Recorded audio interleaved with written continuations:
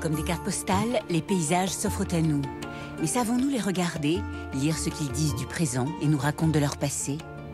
Dans la Manche, le Mont Saint-Michel est l'axe central de l'une des plus belles baies du monde, façonnée par la force des flots et la sueur de ceux qui vivent là depuis des siècles. Là, on a un joli point de vue là. Bon, on y est, oui. Ouais. Donc là, face à nous, le Mont Saint-Michel.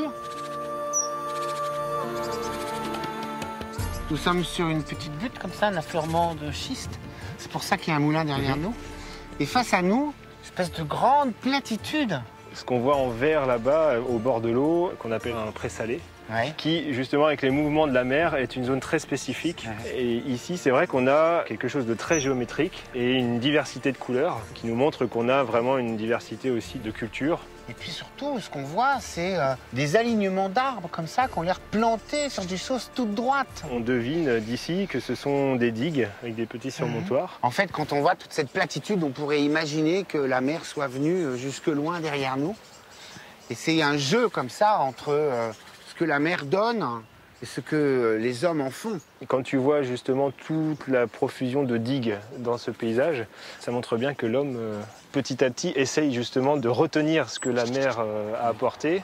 Et on voit sur la succession de ce paysage que tout s'est pas fait directement, mais c'est une succession d'actions humaines avec les monticules, avec ces digues, avec les présalés qui vont arriver à la construction de ce paysage.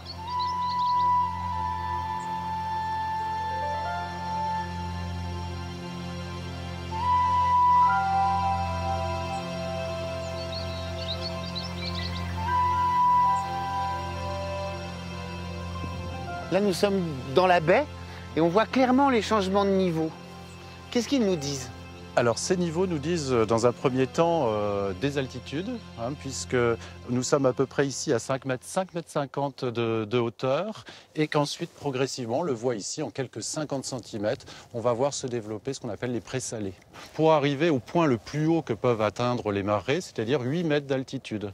On voit donc ici un développement de plantes, de présalés, qui se joue sur quelques dizaines de centimètres parfois. On a des espèces telles que la salicorne que l'on peut voir ici.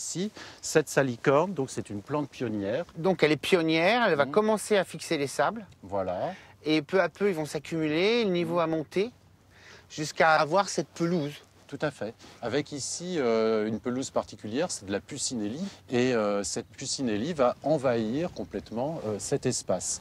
Et ces plantes, donc, ce sont des plantes halophiles puisqu'elles vont devoir résister aux plus hautes mers et surtout au sel. Et si on veut exploiter ces terres, il n'y a pas beaucoup de solutions, il faut endiguer.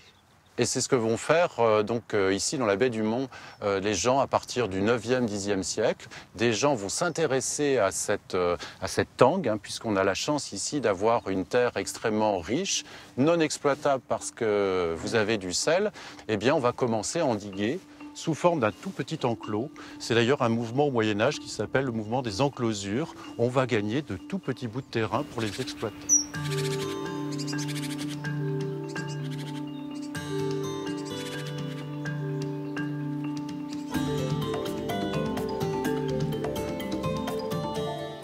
Oula. Là, Jean-Yves, on change clairement de niveau, c'est pas un fait de la nature. Non, absolument pas. Ici, donc, il faut s'imaginer les conditions au 8e, 9e siècle. Les hommes vont se préoccuper de ramasser du sable, mais ce sable, il a une particularité, c'est du sable salé. Et donc ce sable-sel va être exploité. C'est un sable très très fin, on l'appelle d'ailleurs du sablon. Et ce sablon, eh bien, qui est salé, on va le filtrer. Une fois qu'il est filtré, on a obtenu d'un côté de la saumure et de l'autre côté un résidu qu'on appelle donc d'ailleurs le sablon.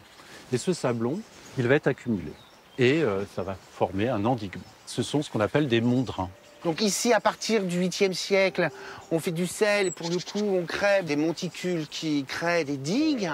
Mais des digues, il y en a d'autres, un peu plus loin, que nous allons voir, qui sont volontaires cette fois-ci. Oui, ce sont les polders. Ces polders, donc, ce sont des digues imposantes, le plus souvent rectilignes, et qui vont favoriser, donc, dans l'estuaire du Couesnon, favoriser le développement de l'agriculture.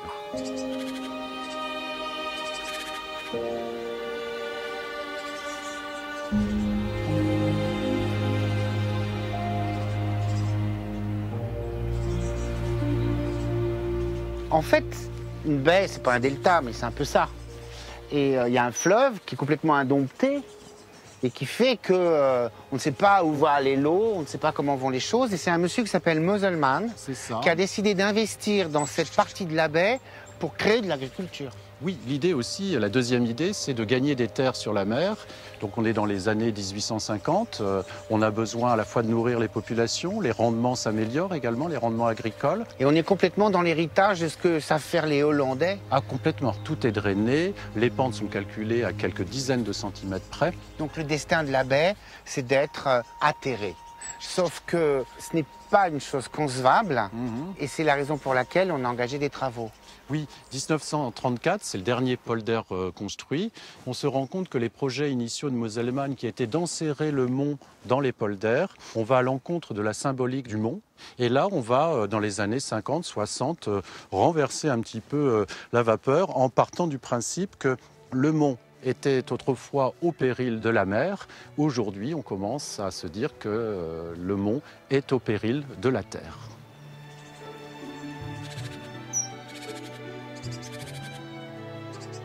Finalement, cette baie du Mont-Saint-Michel qu'on ne voit que depuis le Mont-Saint-Michel, elle est beaucoup plus intéressante que ça, beaucoup plus riche.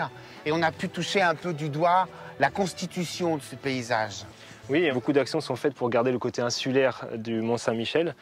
Et il y a un espace qui est très intéressant de conserver, ce sont les prés salés, puisque c'est un milieu très intéressant au niveau environnemental, un milieu naturel qu'il faut préserver. Un peu alternatif. Oui, et du coup l'équilibre entre le paysage agricole très structuré avec une importance économique et cette zone insulaire patrimoniale doit trouver son équilibre, et je trouve que le pré salé est un beau symbole.